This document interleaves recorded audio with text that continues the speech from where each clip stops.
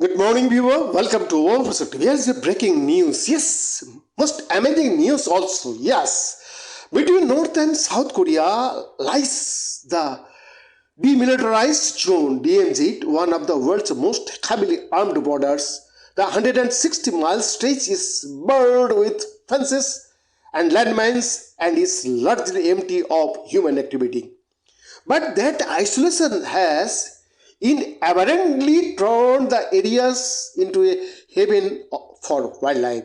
Google released street view images of the DMZ for the first time this week, offering a rare glimpse into the flora and fauna that inhabit this no man's land. The images are part of a project done in collaboration with several Korean institutions to mark the 70th anniversary of the Korean War armistice, which brought hostilities to a halt in 1953 and mapped out the DMZ, though technically the war never ended as no peace treaty was never signed. The project allows viewers to take a virtual tour with Google Street View function, highlighting cultural relics and heritage sites near the DMZ, such as war-torn buildings and defense bunkers.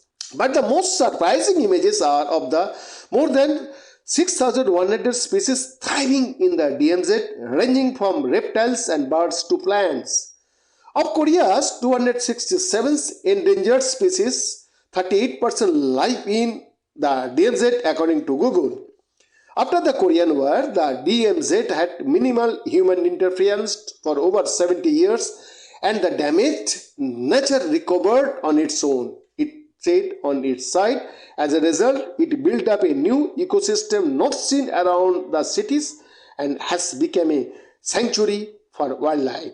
The DMZ inhabitants, including endangered mountain goats who live in the Rocky Mountains, musk deer with long fangs who live in old-growth forests, others who swim along the river running through the two Koreas, and endangered golden eagles who often spend their winters in civilian border areas where residents feed the hungry hunters.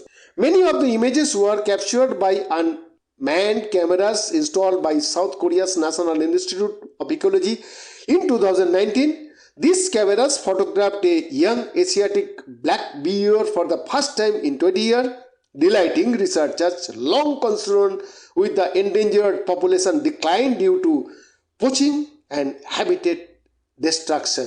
Seng Ho-lee, president of the DMZ Forum, a group that campaigns to protect the area's ecological and cultural heritage, told CNN in 2019 that the DMZ had also become an oasis for migratory birds because of worsening conditions on either side of the border.